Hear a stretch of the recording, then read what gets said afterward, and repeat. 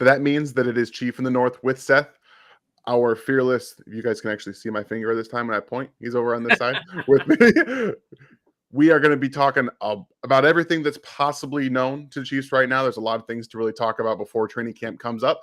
And as you all know, this is RGR football.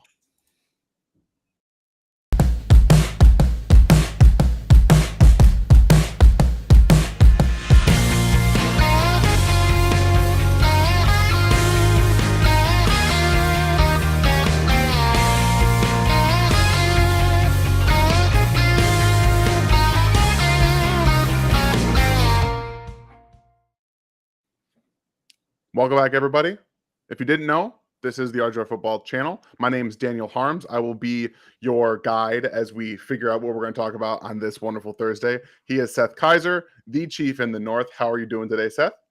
I am doing phenomenally. This is nothing compared to some of the stuff you and Ryan do, but I'm going into hour 3 of content creation right now. Just been recording things left and right. And I don't even remember what for anymore. I'm not even sure if some of it was for a podcast, but hopefully it's been fruitful. So it's been a busy Thursday night.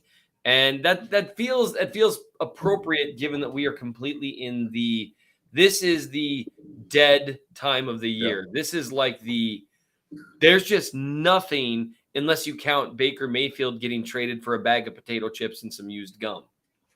I mean, I wouldn't even say used gum. Like the potato chips is about it. You draft him as the number 1 overall pick, and then hey, guess what? He's gone for a conditional 5th round pick. So that's fun. There's go ahead. Comes at you so fast in the NFL, and it really is. It's just interesting.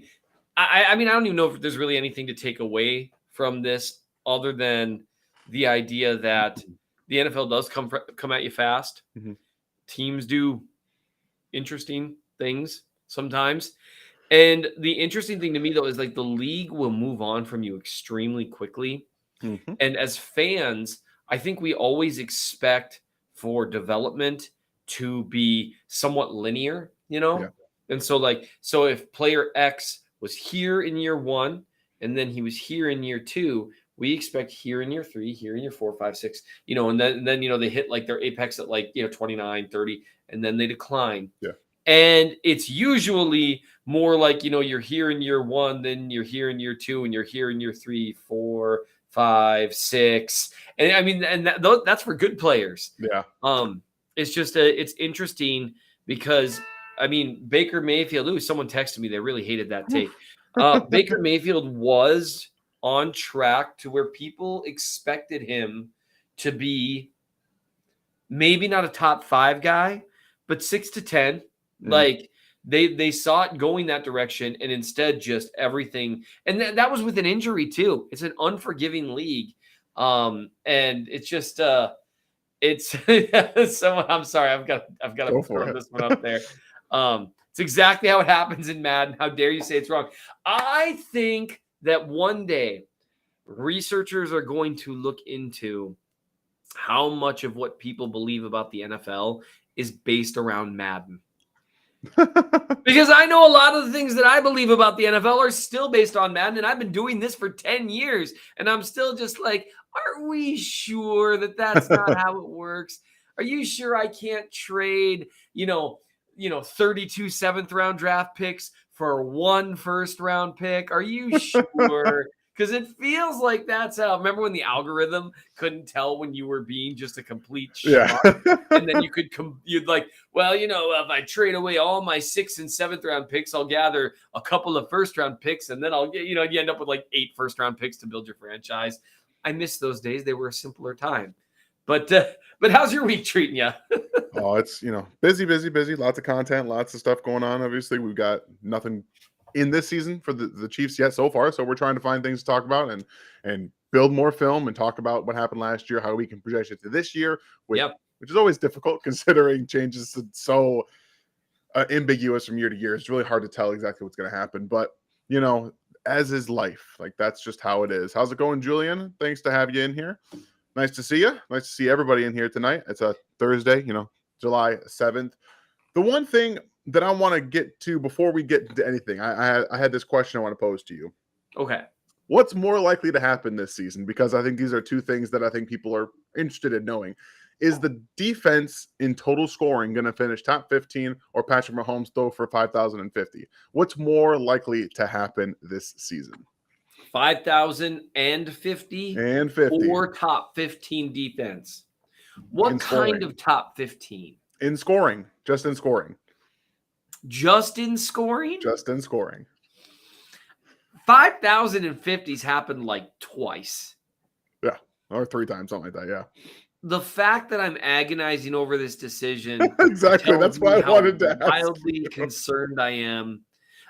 The defense could go in a lot of different ways. And that's one of the problems in terms of predicting the defense this year is you have a lot of uncertainty and kind of ambiguity. This would be easier if Spagnuolo was a bad defensive coordinator, right? But he's not. It would also be easier if he were a great defensive coordinator, and I don't think he is. That's true. He's good. He's good at what he does. He generally does not have defenses that absolutely stink, at least the entire year.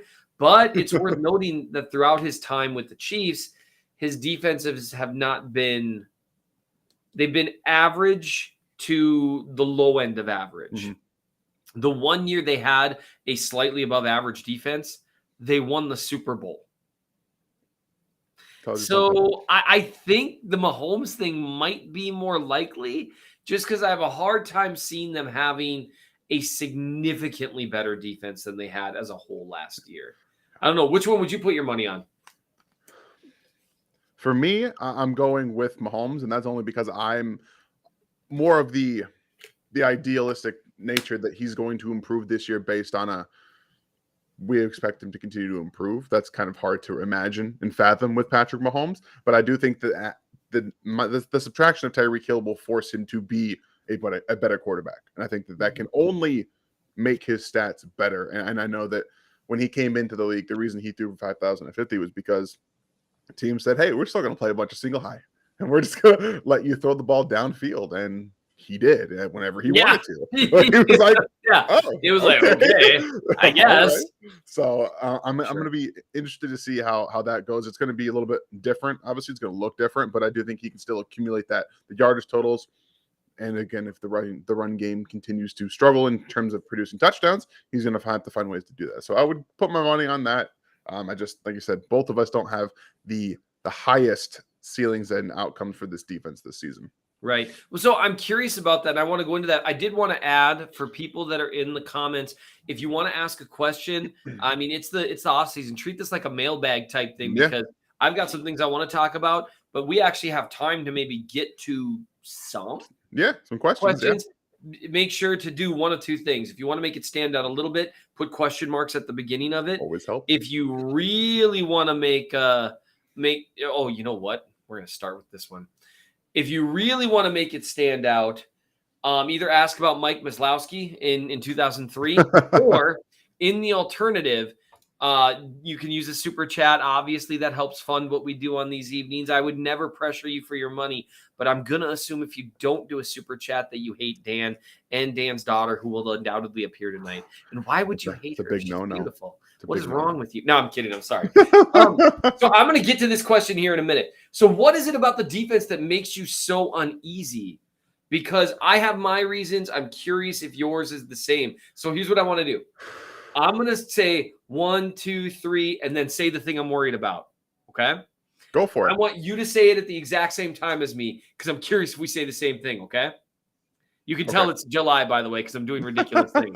But no, this is the types of things I can do when Ryan's not around. Ryan's going to be like, were you guys doing counting games? We're like, yeah, that was awesome. All right. So you ready? Yeah. Do you know what you're worried about? I mean, I have so many different things. Okay. But the biggest one, the number one thing. Yes. All right. Do. Okay. You ready? All right.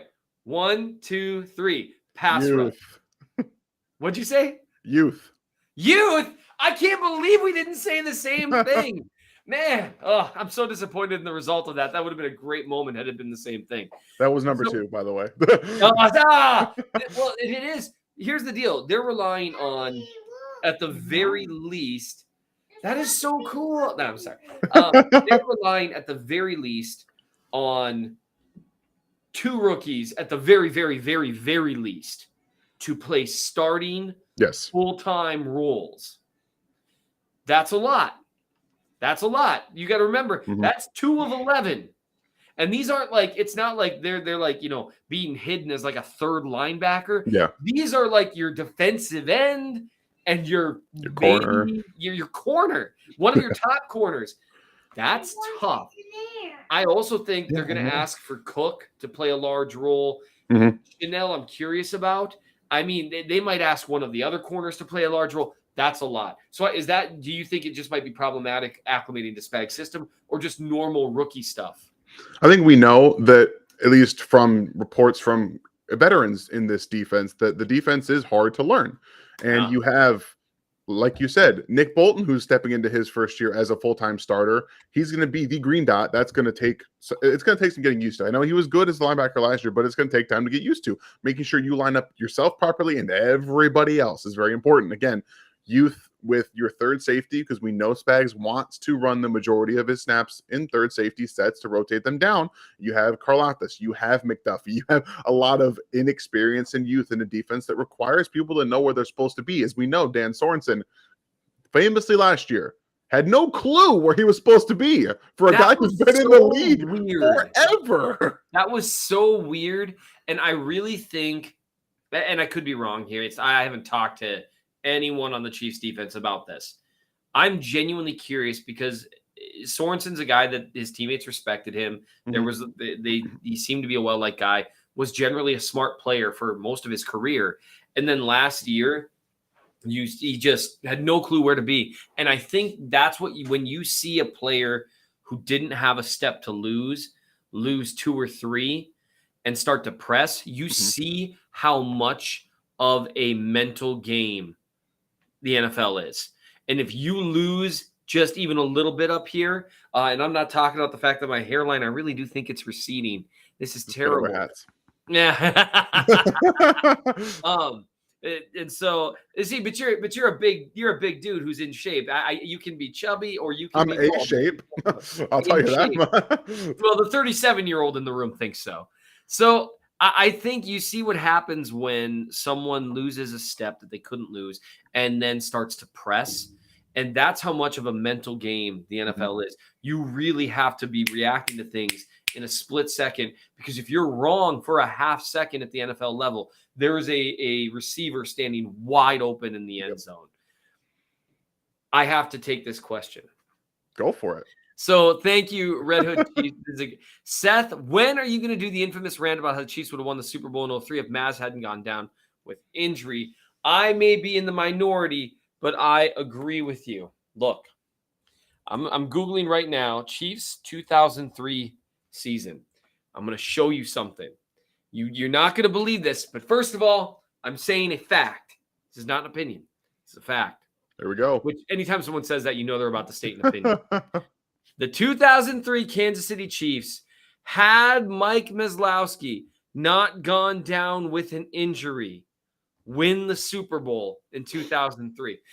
But Seth, how could you possibly know this? Here's how I know this. Go back, look at the game when Mike Maslowski got injured, okay? Then look at the splits of the defense before that and after that, and you will find out they gave up like an extra touchdown per game once he went down. Now, that's not because Mike Maslowski was a superstar. He was a competent middle linebacker.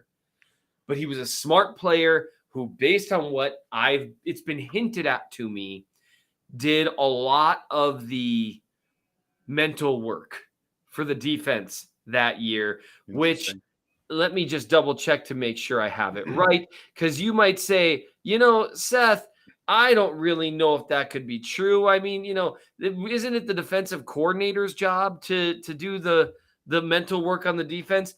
And I would say, yeah, it would be, but I'm not gonna throw anyone under the bus necessarily. But why don't you take a look and see who was the defensive coordinator that year, and let's all put the picture together. All they had to do to win the Super Bowl that year was get past the Colts. It's the only team that could go punch for punch with them. The only team that could do it. and they couldn't force a punt. And they would have forced one punt had Mike Maslowski not been hurt. You'll never convince me otherwise. You're convincing me that Jamal Charles doesn't belong in the Hall of Fame. You'll never do it. You can say whatever you want. I'm just right about this. That is your rant, and it's just the truth. So that was a great example of an awesome question. Thank you for that question, because that's a great moment. It's a great moment from Seth. You don't get to see Seth rant very much, and for someone who does rants occasionally, and in my own nature, it's nice to see someone else do them. So thank you, Jaden, for the super chat. Recently on my TikTok lives, my heartache was Bengals. I'm assuming you're saying that the Bengals are going to miss the playoffs when they go from the 27th toughest schedule to the 3rd toughest schedule. I think that's a crazy take. I will say it's not crazy. I don't think it'll happen. I think the Bengals are a very good team. The only thing that I have to say otherwise is I think that their head coach is kind of out there a little bit. I don't think he plays to the strength of the team very much. We saw last year the Bengals come out and just kind of want to run the ball. Well, you've got Tyler Boyd, T. Higgins, and Jamar Chase, and you want to limit them, and you have them combined with Joe Burrow. So I think he had to lean into it a little bit last year to actually throw the ball more. I'd be more worried about their head coach making dumb decisions than actually the talent of the team missing the playoffs, because I think that they're an exceptionally good team, especially on offense. If that offensive line gets better, like I expect it to, they're still going to be very good. So I don't think it's crazy. I don't think it's going to happen, though. It's worth noting a few things for the Bengals last year. And hey, this is all said with the caveat. They made the Super Bowl. That's incredibly hard and a testament to the talent. They beat the Chiefs twice. Well done. Yep. They earned that. They also went 10-7, barely made the playoffs. They barely beat the Raiders to get to the Chiefs, barely beat the Titans to get to the Chiefs. And the Raiders and the Titans were not particularly good playoff teams. Yep. You know what the Bengals were? A bad matchup for Kansas City's defense. That's it. A really bad matchup for them. And then Mahomes played a really bad half of football. There are a number of things that could have gone wrong for them last year. They were overly reliant. And Burrow's talked about this a little bit. Sharp guy, really good quarterback. They were overly reliant on big plays last year. And their offense stalled out frequently. And then they would have a few big plays. And you actually saw a microcosm of how their offense was for the season in their games against the Chiefs. In both games, the Chiefs defense started out kind of dominating them, and just one or two big plays and things snowballed a little bit. And that's a tough way to make a living. This is a team that lost. I mean, they lost to the Bears. They lost to the Jets. They got plastered by the Browns once. They beat the Browns pretty convincingly once too, if I'm recalling here. But they were a team that had multiple tough losses on their resume, even around midseason. They had a bad loss to the Niners that dropped them to 7-6. They didn't look like they were going to make the playoffs. Recency bias is a real thing. And maybe what they showed against the Chiefs is who they really are and who they're going to be in 2022. And if they are, they're a Super Bowl contender. Good for them. They really worked on that offensive line. I think that's going to really help with their consistency.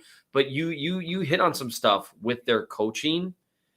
I didn't see anything about their offensive scheme that was particularly impressive, particularly creative. It was Joe Burrow can create and is a smart quarterback who's really accurate, and they got an alien as their number one receiver. Yeah.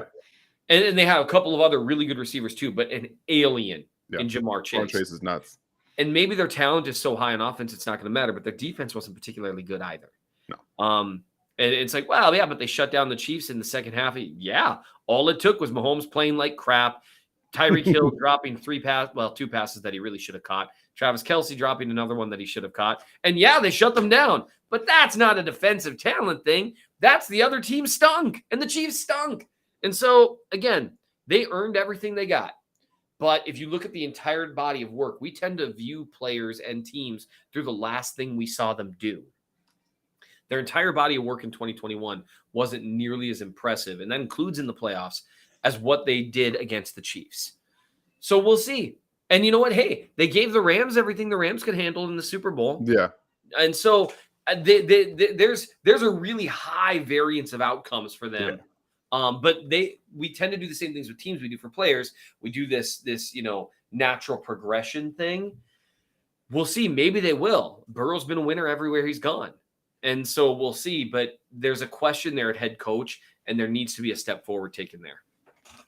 It's funny, if you go back and watch the games, every time the Bengals were under center, like Joe Burrow under center, they ran the football. Every single one. I'm not joking. Both games they played against the Chiefs. He's not joking. Actually, this is not. They need to figure that out because Joe Mixon's a really good running back, but eventually, and again, they've really improved their offensive line. Mm-hmm. And that might be enough to where it just doesn't matter that much because they're so talented. But in order to have that level of success, I mean, when you go 10-7 against a really easy schedule, mm-hmm. and I mean, again, 2 of those wins were against the Chiefs. They earned that, but the Chiefs were their best games. Yep. And they have to do better than hope the Chiefs crap all over themselves and then take advantage of that. And that was them earning it part. They took advantage of it.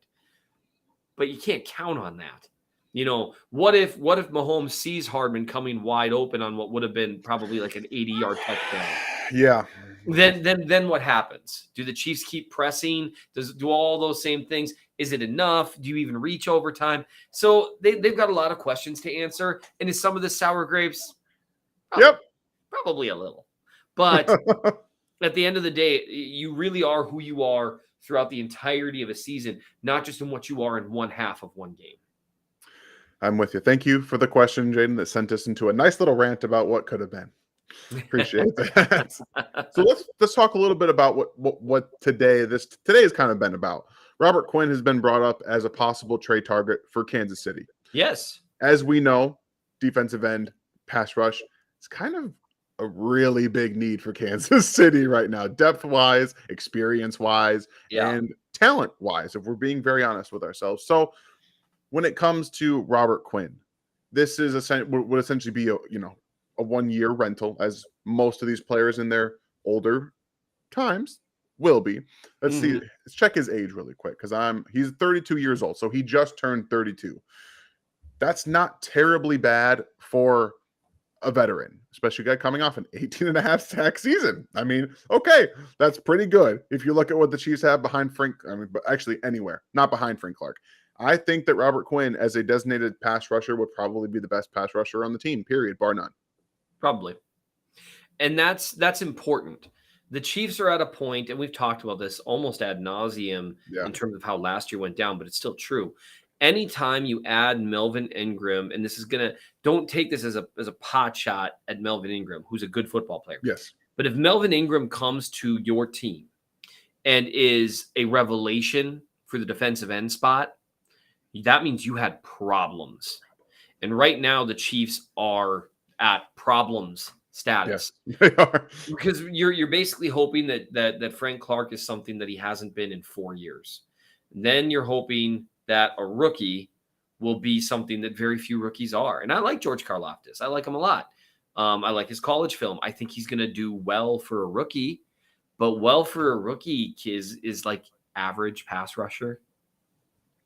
And that's not going to be enough to move the needle. And what you're going to end up at again is a really, really, really inconsistent pass rush anytime Chris Jones isn't taking over games. And then people will wonder why Chris Jones isn't taking over every single game when that is not how it works. Yeah, but Aaron Donald does it. No, he doesn't. No, he doesn't. Watch the film. Aaron Donald wins on about a quarter of his snaps, which is unbelievable. That's so hard to do. But that does not lead to taking over games. No. And you notice it more when you've got 2 or 3 other really good pass rushers, which is the Rams get that. Yep. That's why they said midway through the year, let's go get Von Miller. Maybe if the Chiefs had done that, things would have ended differently for them in the playoffs, having one more really good pass rusher. So I would grab Robert Quinn if I were them, depending on the cost. Yeah. And one thing that people would note, because they say, well, his contract doesn't really, it looks like these really high cap hits. For one thing, the Bears would eat some of that because of the way bonuses work and stuff. So you end up at like a 12, 14, and 13, something like that. I can't remember. But none of those things are really guaranteed. And so basically the Chiefs would have a year-by-year option probably would only utilize the first year of it. Mm-hmm. And so you have to ask, what would you give up for a guy who's probably a decent 1 year rental? What would you give up for that? This is where it comes into the contract a little bit as well, because if you're going to end up paying him about $12 million a year, we're not trying to give up. The Chiefs aren't trying to give up a whole lot. I don't think that anywhere in the day 2 area is going to happen. I think we're looking at a 4th round pick. Especially if you look at what just happened with Baker Mayfield, I know that it's a different situation, different talent level, different need, all that kind of thing. Daddy, Yes, Avery. I got a tattoo. You got no, you don't. You don't have a tattoo. Yeah. Whoa. You got a tattoo. You need to go because you got bigger problems now. Right?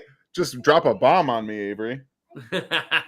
So that is a really good point, though, in terms of cost, and you have to consider that in terms of the contract as well. And again, probably a 1 year deal. And do you care that much that it maybe costs you, $12 million year one? Maybe you care, maybe you don't. Yeah, maybe. But knowing that it's likely a 1 year deal, that affects the cost.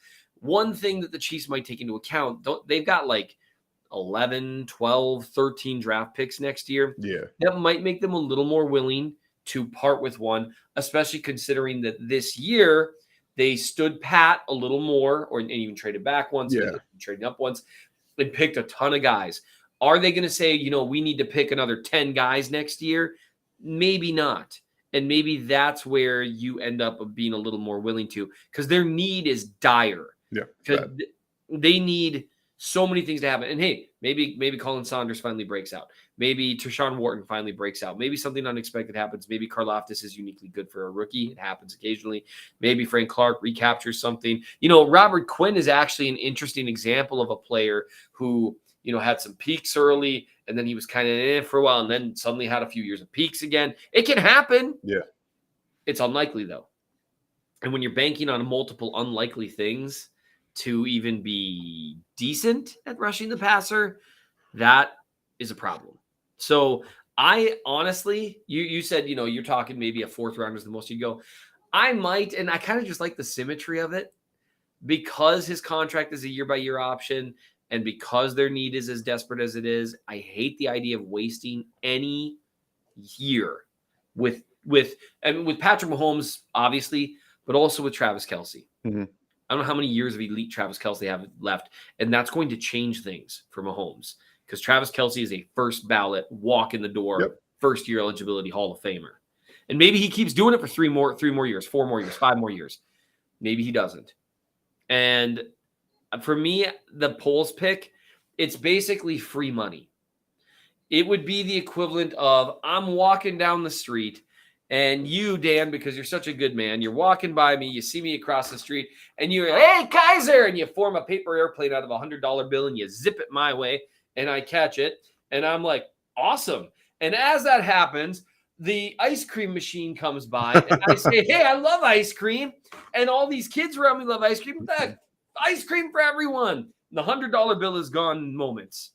How much do I care? Not really. It was free money. No, I get it. I definitely get it. And so I could see them doing that, because the normal opportunity cost isn't quite there as much because of the plethora of picks they have next year. Maybe. That is some nice imagery. Hey, Ryan, you went and got yourself a job over the Bears. Why don't we give you one of these picks, the picks that we got for you, and take one of your players? That's kind of nice. That would be here's a pick. It'll make you look good. It'll make us feel good. I just would love to. I still wouldn't. This should tell you something. I still wouldn't feel incredible about the pass rush group with Quinn. And if you're adding a competent body, you'd think you'd feel better. For me to feel better about them, they would have needed to add like 2 or 3 guys, and they just didn't. Yep, I'm with you. I also wouldn't rule out a possible forcing of Melvin Ingram back in Kansas City around the trade deadline, because, as we know, that would be something Kansas City probably would be interested in. So let's take a break here and answer another super chat. Thank you very much, Jaden. Which Chiefs team deserved the Super Bowl the most? Oh, I can't read that. Oh, 2018, 93, 03, 71, 13, 95, and 2. Should the Chiefs have put in Gannon 1997 playoffs? That one's easy. Yes. Yes. The answer to that question is yes. Not only should he have been in the play, I mean, he should have. I mean, it shouldn't have even been a question. It should have been a very difficult conversation between a head coach and a quarterback who wasn't as good, and say, look, man, I don't know what to tell you. Our offense is now league average, whereas with you, it stinks. And our defense is a fire-breathing dragon, and all we need is league average. That one. But I'm curious. So of those, but I mean, Dan, if I'm recalling, you're only a little bit older than Briscoe, so I don't know how much familiarity you have with. Yeah, this is I'm 03 and a little bit of the 97 and obviously 18. Like that's what I have experience with. There's not much else there for me. I started watching when I was probably 10, 11. Like, and again, I lived in Michigan, so I didn't get access to a bunch of Chiefs games. So Sure. I don't have this a wide array of knowledge from that time. But I think deserving, like if we're talking about deserving, I think the 03 team probably is up there. Obviously the first year of Mahomes, the defense was awful. Like, does that deserve the Super Bowl? I don't know. I don't know. I'm not there yet. That offensive line in 03 deserved a Super Bowl. I will say Man, they really did. I like that. It depends on what you mean by deserving. Do you mean deserving as in like seeing greatness rewarded? That would have been really cool for that 03 team. Yeah. It's harder for me to get there with like and 71's before my time. With 93 and 95, those were great teams as well. 95, 93, they just got beat. Mm-hmm. They just got beat by a buzzsaw of a team that history doesn't. It's so hard to make 4 straight Super Bowls. Yeah. And yes. all of history, that is the dynasty that will never get remembered. Those Bills teams were awesome. Jim Kelly was phenomenal. Yeah. They were so good. They were so good. They were so good in so many places, and they were just better than that 93 team. They were just better. So I would say, like, in terms of that actual deserves. So I think the 95 team, they kind of did the similar thing to what they've been doing to themselves all year. So that's kind of tough. I would say the 2018 team, in terms of deserving, not in terms of like greatness being rewarded or anything like that, but the team that like came the closest, even though they didn't actually make the Super Bowl. And I would just say this, they had that game won. Yeah. They did. And it doesn't really hurt anymore. It's more like, it's so frustrating because the conversation, even around Mahomes, is different with 2 Super Bowls instead of 1. Always. So I'd probably go with that 2018 team because I think they win the Super Bowl if they get there. And they had that game. That game was literally won. Yep. They had it won. Yeah, it was over. All right. Thank you, Jaden. Again, also thank you, Doug, for the super chat. Yes, I'm hopeful. I'm so hopeful. Like I want this to happen so badly. This is what I want to happen. So I'm hoping he makes the roster because I can get my jersey. Thank you, Doug. That the Cornell Powell. I forgot because you've got him as taking the final receiver spot, right? And I'll never back down now. It's etched in stone. Oh no! Look, Jody Fortson's going to catch 8 touchdowns this year. Hey! That actually could happen. So how dare you tell me that my dream is not possible? Yeah, no, I appreciate the daylights out of your willingness to never back down from that, and so I just I just really appreciate that. I mean, it's not so much a never back. I think that if he could be what Byron Pringle was, which I think he can be, that's exactly the kind of guy that makes it like the back end of a roster. So we'll see. And again, he was a practice squad guy last year, so we have no idea what he's even looks like, what he does on the field. So again, right, just want to see what happens. I liked his talent, but again, 6 games is not enough to really make a judgment on. And I did. So yeah, you know what? You just go for it and you stick to your guns. I am curious, and I think we might have another super chat or something to take a look at. I am curious because I am like the king, I would like to say, of the Jody Fortson fan club. And so I'm curious where you really land on that. Do we have any super chats we need to do first, though? Well, I think we have one more, and then we can just go ahead and dive into Jody. Maybe one or two more, but yeah, real quick, we'll just hit these and then we'll dive in because I have thoughts on Jody Fortson. Thank you, HD. Video game controller throws a face down tantrum in between the word rage quit. Was that after D Ford lined up off sides? Because I can see it. Or when Lynn Elliott. So actually, fun fact, in 95, my dad was at that Chiefs Colts playoff game. Wow. And he said he did not think Lynn Elliott was going to make it out of that stadium alive. But hey, you know what? He's not the kicker who shall not be named anymore. They broke the curse. They've won a Super Bowl since then. There's no power over us anymore. There's a lot of different areas where we have this kind of. I'm pretty sure I almost did that a couple times against the Bills last year, like in the playoffs. I'm pretty sure I did that a couple times because I remember pacing around the living room, just like, oh, there it is again. They score another touchdown, and then you're not a fan of guys being wide open for touchdowns. Oh yeah, because two defenders ran into each other. Yeah, I mean, that was as soon as Tyrann Mathieu left that game, there was nothing they could do. There's nothing. They couldn't line themselves up. They couldn't figure out who was guarding who. And then they have, Mike Hughes getting double moves by a guy who doesn't run very good routes and Gabe Davis. And here we are. Like that'll be an interesting thing in terms of figuring out, because they really did have some communication issues last year, and it happened with Mathieu on the field and with him not on the field. And so it's going to be interesting because that's something they've got to tighten up. Otherwise, it's not really going to matter. And that might be why you see a little bit of a wholesale change that they're starting to do on that back end. Yeah. Thank you very much for the super sticker, HT Dreamin'. Appreciate it.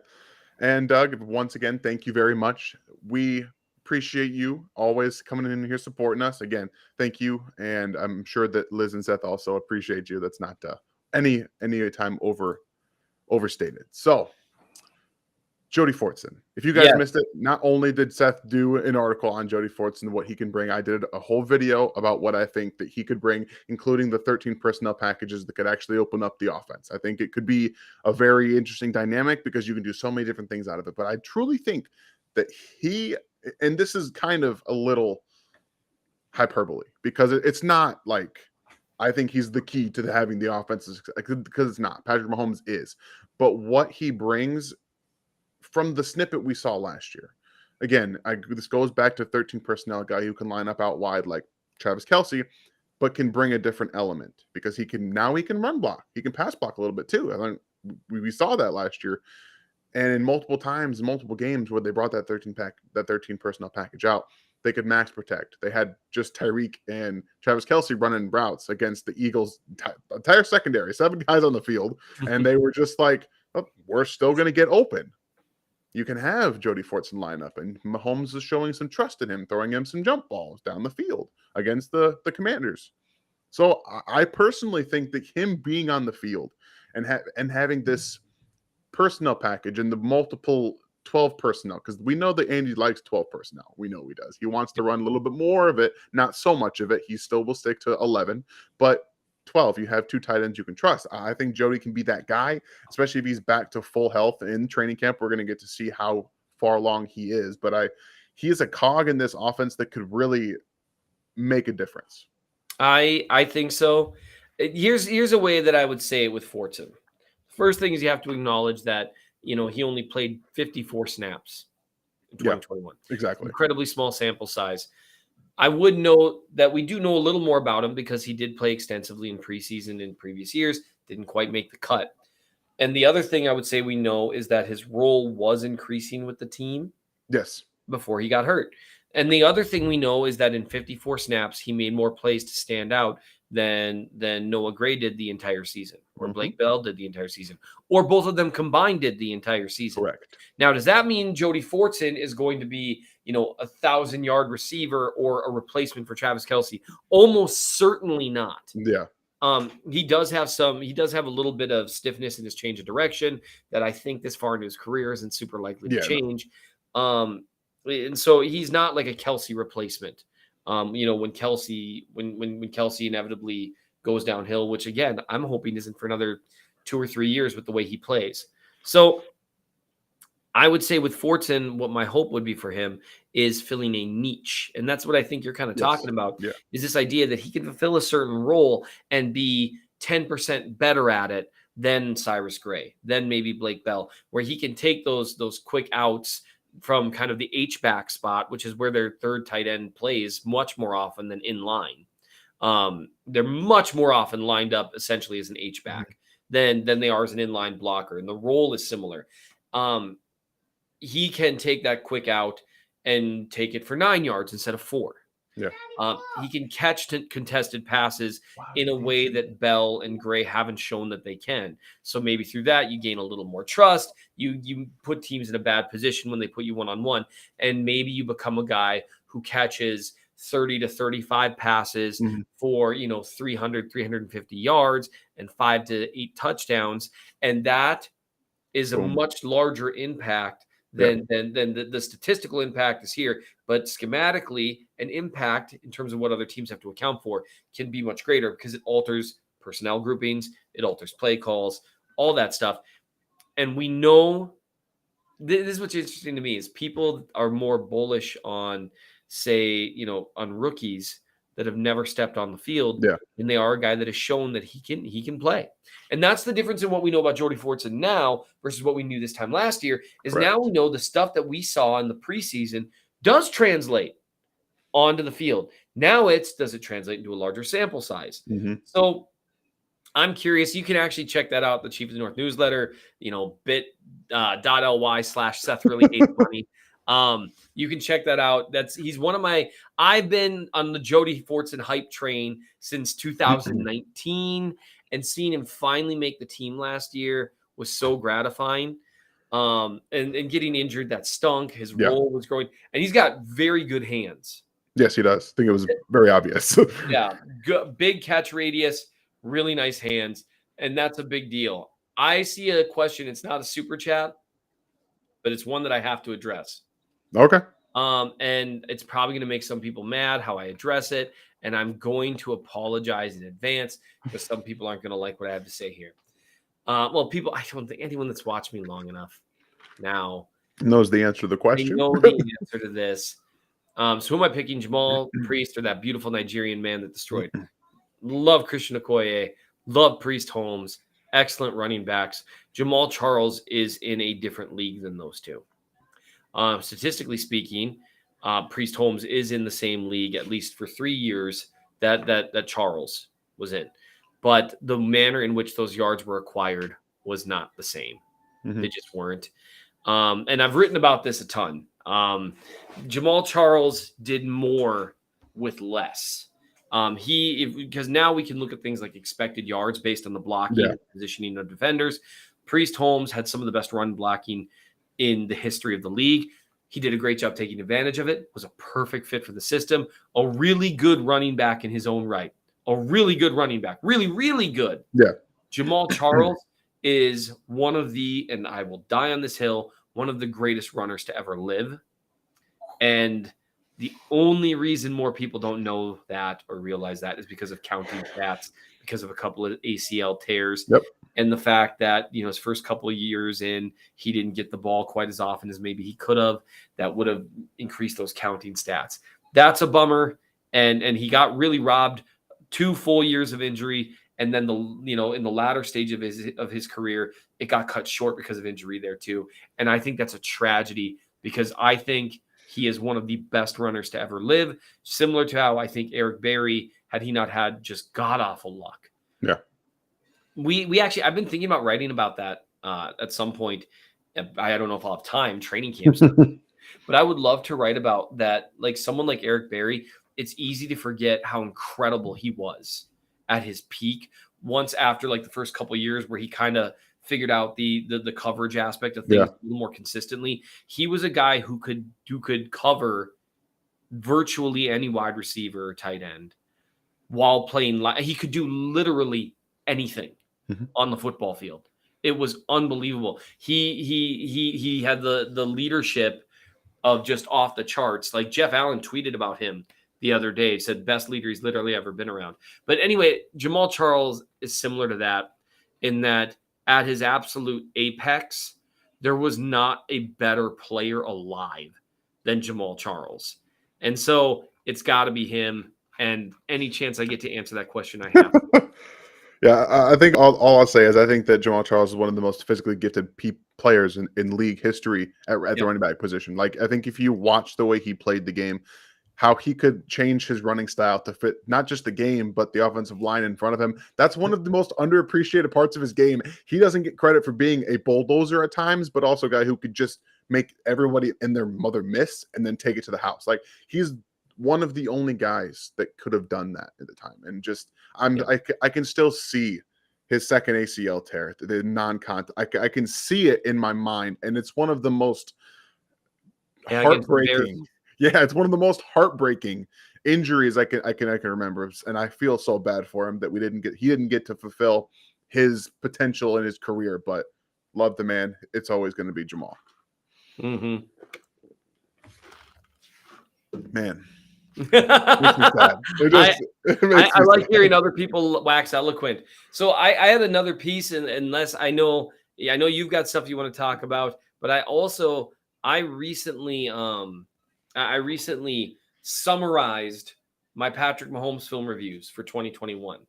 And so that's available on the Substack too. And I was curious, I have a few thoughts from that I was curious that what you think of these, bouncing these things off. Oh, thank you for.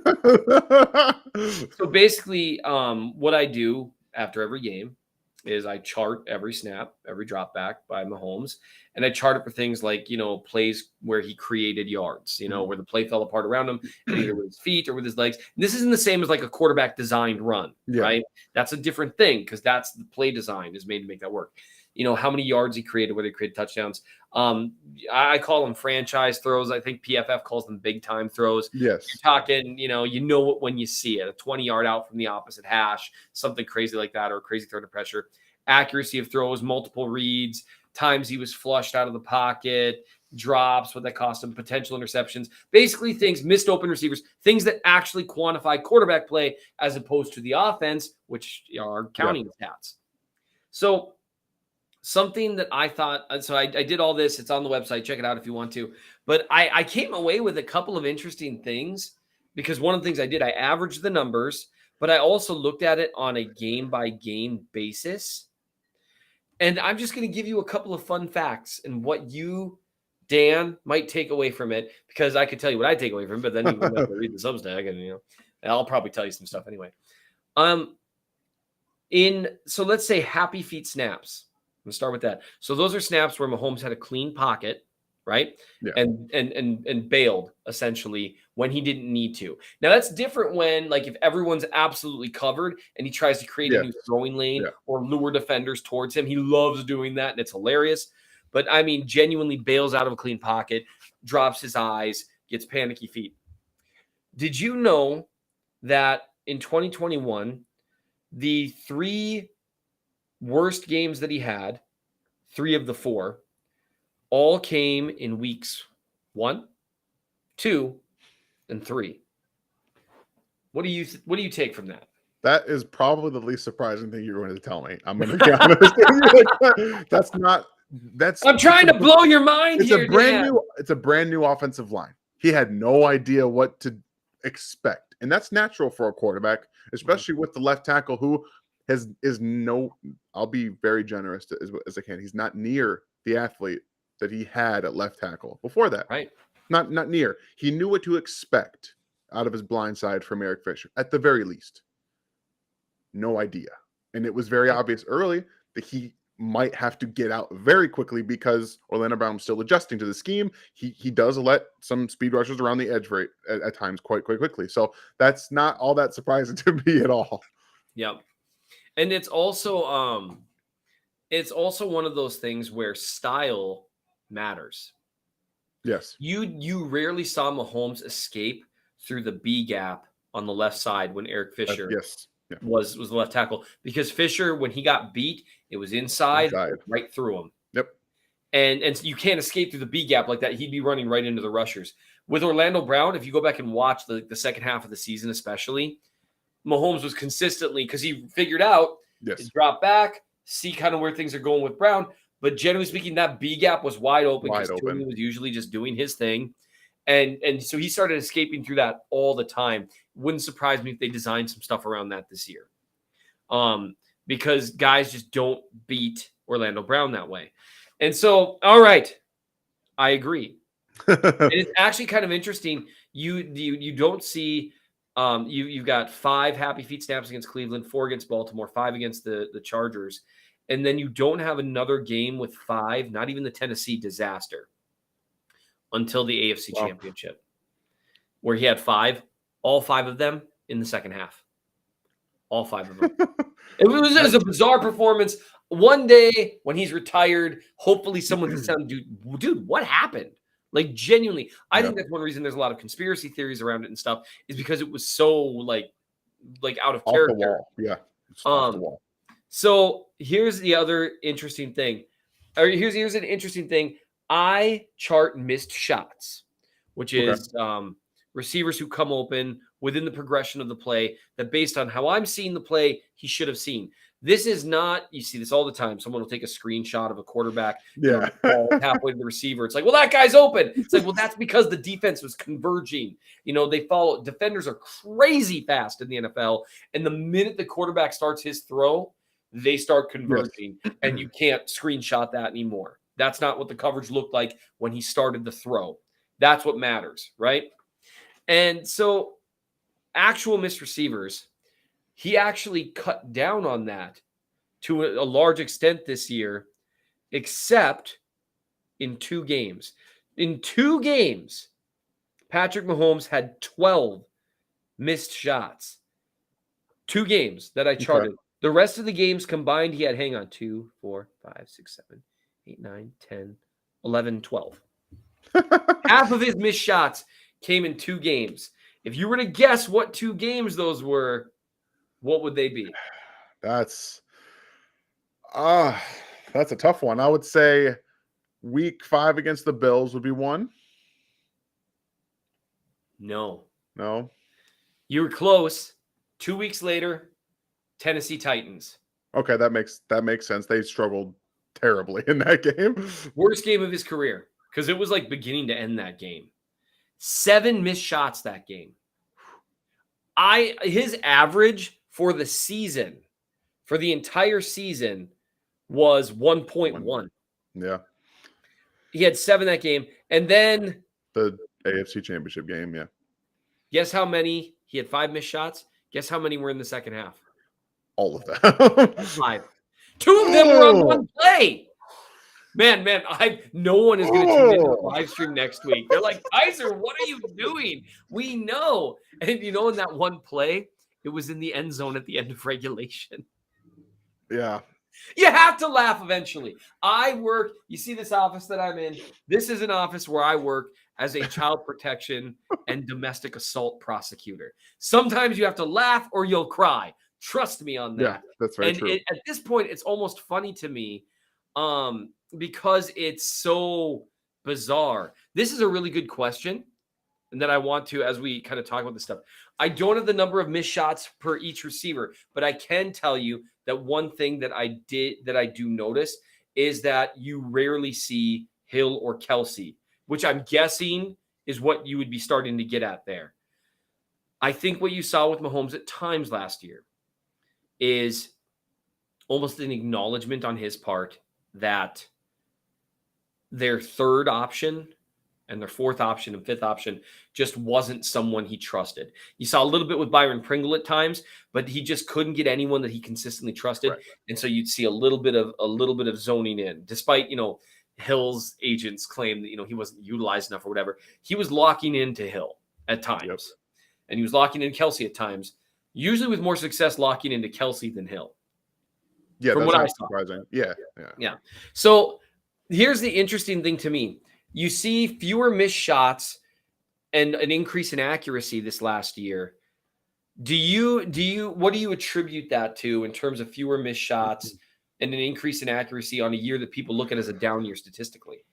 I think what most people take away from this is that, out the gate, teams were like, guess what? We're done. We're going to just put the 2 high shells up and say, don't throw deep. And I think that early on we saw Mahomes kind of still try to force it at times. Yeah. But then he was like, well, this is easy. Like, okay, like, okay. Wait, that dude 8 yards away from me is wide open. Like, so what you guys did is you took another player and gave me a 15-yard window. And Mahomes said, okay, I can figure this out. One less guy in that 15-yard window. I think I can figure out. I have two of the best individual players at getting open at tight end and Travis Kelce and Tyreek Hill, who did turn the best possession receiver in the NFL. Period. Like that's not a question. That's what it was. Statistically, it's just a fact. Yeah, like that's what it was. So I look at this and I say, well, he kind of figured this out. And the deep shots missed were more of him, again, a little bit more tunnel vision because they were running their best players in that 15-yard window so much. And other players like McCole Hardman and at times Demarcus Robinson, was Byron Pringle, were the ones that were still trying to keep those two high shells up. So they still run those guys down at times, Travis Kelce and Tyreek Hill would, but still that leaves the majority of the targets being funneled into that area. And Mahomes sees it. You're open. Boom. I'm going to throw it quickly and out. It's going to get out. It's going to come out. And every once in a while, you're going to find one of those two high shells gets blown up. People miss plays because gravity comes downhill with Tyreek Hill and Travis Kelce. So you're going to find someone eventually over the top. So I think that Mahomes probably goes back, has already seen that. I guarantee he's watched every game at least 2 to 3 times since the end of the season. He's seen that, and now he's going to have to adjust. So it's fun because we get to see Mahomes look back at some of these like, hey, guess what, guys? They're going to play 2 high safeties anyway, and we can still get over the top. I think that's going to come to fruition this year. And I think that's part of why you need a guy like MVS in addition to trying to beef up your intermediate targets. Because you're going to get some easy stuff. You're going to get some easy looks. In terms of as teams, everything's kind of in an ebb and a flow. Teams are going to start to attack downhill because now all the gravity is going to be towards Kelce, at least in theory. And I think you're going to get a couple of over-the-top shots with MVS. And then teams are going to have to start figuring out, okay, we can't just devote all our resources to stopping MVS deep because he's a good deep threat, but he's not an insanely good one. This isn't prime Deshaun Jackson here. This isn't but he is good, so you can't really leave him alone. He really does walk away from guys. Yes, he does. When he gets going? Yeah. Once he starts striding, and it's not even fair because he's not really he strides, but he strides faster than most guys his size. Yeah. Most guys, his legs, he strides just a half step quicker, and he'll walk away from guys. He reminds me of Chris Connolly in a early stage Chris Connolly because he doesn't have that quick acceleration. It's more of when he gets downfield, it's still going. It's still going. His gears keep going, and I do think with early Chris Connolly, especially because he can explode a little. Yes. And if you're dealing with a guy who can explode a little but has that high level top speed, that's problematic. So, man, we covered a lot of ground there. So I was just curious. These are some of the things. There's a bunch of other stuff that I found, looking at every snap that makes me curious about what this next year is going to look like. I really think what we saw last year was Mahomes trying to, once again, and they talk about it every year, but last year he really had to do it. Yeah. Was find that balance between just game managing, snap by snap, by boring snap, by boring snap, and then seeing when the shots are there to be taken and still having that playmaker mode turned on when it was time. Because I think for a while, trying to find that balance and be a little more safe player, I think he froze a little bit and had a few missed shots because he's trying to do the safe stuff. And I think where you see all that stuff come to fruition was really in the playoffs against the Bills, where he had that perfect balance. He just took everything they gave him until there was a shot available or things broke down. Then he just created something. And in theory, that's kind of the final level of unlocked. That's in terms of that's you can't get better than that. And I'm just I'm curious to see what that looks like next year. And holy cow, it's 7:00.